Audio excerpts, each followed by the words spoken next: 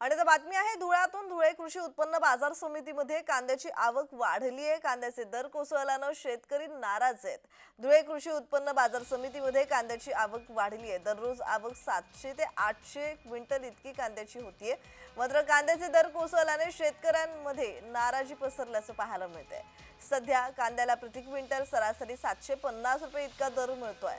मात्र उत्पादन खर्चात मोठ्या प्रमाणात वाढ झाली असून कांद्याला मिळणारा दर पुरेसा नसल्याने शेतकऱ्यांनी नाराजी व्यक्त केली आहे। कांद्याची परिस्थिती अवघड झाली। कांदे बियाणं लावणी त्याची मजुरीपासून आज कांद्याला कमीत कमी 2-2.5 हजार रुपये नफा पाहिजे, परंतु आज कांदा एवढा म्हणजे 1 रुपया किमतीने जातोय कांदा।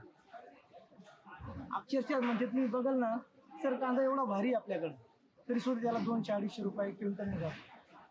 शेतकरी काय करणार आहे? सध्या आत्महत्या नाही करणार तर काय करणार? त्यासाठी सरकारनं काय करायला पाहिजे? यासाठी